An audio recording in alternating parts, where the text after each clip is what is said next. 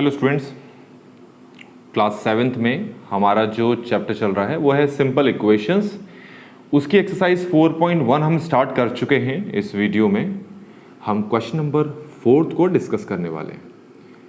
अब 4 में क्या करना है, आपको यहाँ पर टोटल 9 स्टेटमेंट्स दे रखी हैं। ये पहली हो गई, ये दूसरी है, तीसरी, चौथी, इस टाइप से टोटल 9 स्टेटमेंट्स दे रखी हैं। इन सभी स्टेटमेंट्स को आपने इस टाइप की इक्वेशंस के फॉर्म में कन्वर्ट करना है। ठीक है, कैसे करेंगे ज़रा आप देखते जाएं। इसको थोड़ा सा मैं जूम कर देता हूं। अब पहला जो स्टेटमेंट है, पहली स्टेटमेंट ज़रा उसको देखेंगे क्या लिखा है। तो सबसे पहली जो स्टेटमेंट है उसमें लिखा है the sum of numbers x and 4 is 9। बच्चों ज़रा समझो इसको कि सम का मतलब क्या होता है। सम का मतलब है प्लस। ठीक है, तो आपसे ये कह रखा है कि आप the sum of numbers x and 4, मतलब x और 4 को सम करो पहले, मतलब x और प्लस करो 4 को, मतलब दोनों का सम करो, मतलब दोनों को जोड़ो। ठीक है, the sum of numbers x and 4 is 9। तो x एंड 4 का जब सम करोगे तो वो किसके इक्वल आएगा? 9 के। ये आपके पास पहली जो स्टेटमेंट है उसकी इक्वेशन है। ठीक है, सेकंड देखते हैं हम। सेकंड में कहा है 2 सब्ट्रैक्टेड फ्रॉम y इज 8। इसका मतलब क्या है? देखो, सब्ट्रैक्टेड का मतलब होता है माइनस, तो इसका मतलब है 2 subtracted from y। From y का मतलब y में से 2 को सब्ट्रैक्ट करो। y में से 2 को क्या करो? सब्ट्रैक्ट करो। तो क्या आंसर आएगा? 8। तो इक्वल टू 8। ये हमारे पास दूसरी इक्वेशन बन गई है। थर्ड जो इक्वेशन है जरा उसको देखते हैं। थर्ड इक्वेशन को देखें उससे पहले आपको ये पता होना चाहिए कि टाइम्स का मतलब क्या होता है। टाइम्स के लिए कौन सा सिंबल हम यहां पर यूज करते हैं? टाइम्स के लिए हम यूज करते हैं मल्टीप्लाई। ठीक है, तो इसमें क्या लिखा है जरा देखो। इक्वेशन में है 10 टाइम्स। अब 10 टाइम्स को कैसे लिखोगे आप? 10 मल्टीप्लाई। आगे क्या लिखा है? a, तो ये हो जाएगा 10 टाइम्स a इज 17। तो इज 17 का मतलब हो इज 17 नहीं, इज 70 का मतलब हो गया इज 70, मतलब इक्वल टू 70। तो 10a इक्वल टू 70। ये हमारे पास तीसरी इक्वेशन बन के तैयार हो गई। ये आपको समझ में आया होगा। अब हम यहां पर देखेंगे चौथी स्टेटमेंट क्या है।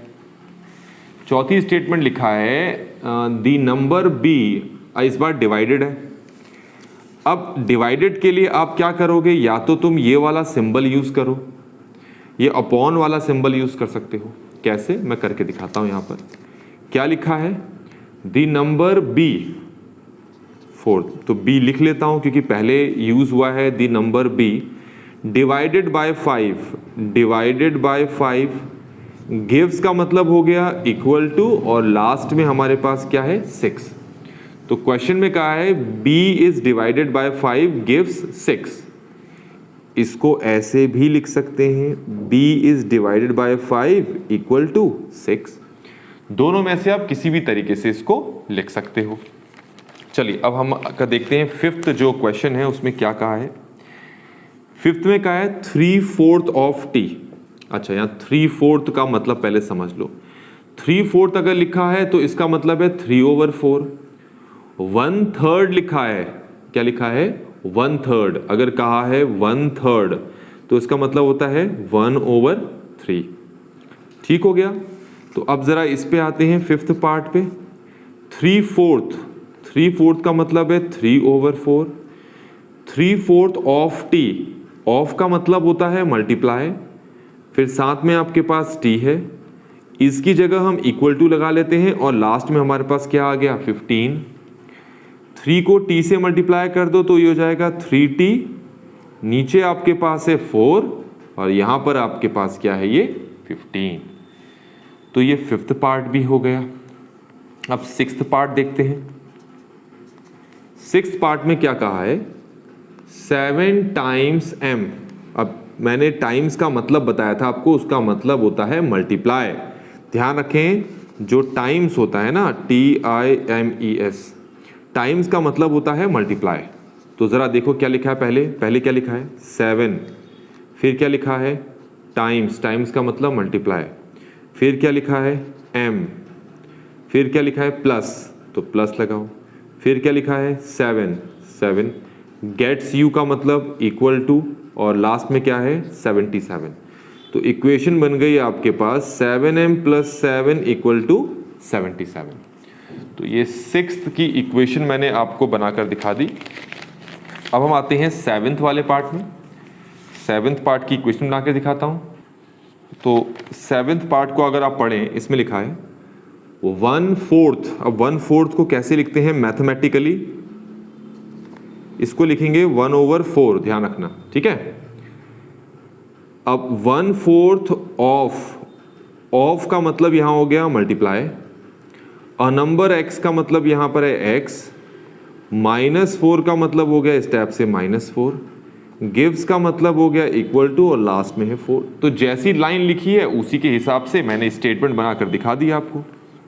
x को 1 से मल्टीप्लाई करेंगे तो x ही आएगा, नीचे 4 है, ये -4 है, इक्वल टू है, और ये 4 है। तो ये प्रॉपर फॉर्म में मैंने इक्वेशन लिखकर दिखा दी आपको। ठीक हो गया। अब आगे अगला पढ़ते हैं, क्या है ये 7th मैंने आपको बता दिया। अब अगला है 8th question, if you take away 6 from 6 times of y। अब इसको जरा ध्यान सुनो, टेक अवे का मतलब होता है माइनस। अगर मैथमेटिकल मतलब देखें टेक अवे का तो वो होता है माइनस। सब्ट्रैक्शन का भी माइनस होता है, टेक अवे का भी माइनस होता है। तो जब माइनस वाली टर्म आती है तो उसको लिखते कैसे हैं, ये थोड़ा ध्यान से समझना आप। इसमें कहा है कि if you take away 6 from 6y, तो टेक अवे का मतलब होता है आपको 6 को माइनस करना है, किसमें से 6 टाइम्स ऑफ y में से। लिखेंगे कैसे, पहले लिखो ये 6, फिर लिखो टाइम्स, फिर ये y। अब इसमें से 6 को निकाल दिया है, 6 को ले लिया गया है, तो इसका मतलब यहां पर आ जाएगा -6। फिर लास्ट में क्या लिखा है, you get 60, इसका मतलब इक्वल टू 60। तो ये आपके पास 7th पार्ट की इक्वेशन बन गई है। अब हम देखेंगे यहां 9th पार्ट की इक्वेशन। 9th पार्ट में क्या कहा है आपसे, जरा देखो, इफ यू ऐड 3, ठीक है, अगर तुम 3 को ऐड कर रहे हो, तो जरा इसको मैं करके दिखाता हूं, जगह यहां पर कम है। इफ यू ऐड 3 को ऐड करना है, किसके साथ, 1/3 के साथ। ऑफ का मतलब मल्टीप्लाई, z है, यू गेट, गिव्स, इज, सबका मतलब इक्वल टू है, और लास्ट में हमारे पास क्या है 30 है। तो ये बन गया 3 प्लस z को अगर 1 से कर देंगे तो ये आएगा z, और नीचे 3 इक्वल टू 30। तो ये हमारे पास जो ये 9th पार्ट था, इस 9th पार्ट की इक्वेशन बनकर तैयार हो गई है। तो इस तरीके से बच्चों, ये जो क्वेश्चन नंबर 4 था, इस क्वेश्चन नंबर 4 के हमने सभी पार्ट इस वीडियो में डिस्कस कर लिए हैं। आई होप कि आपको ये सारी चीज़ें समझ में आई होंगी। Thanks for watching.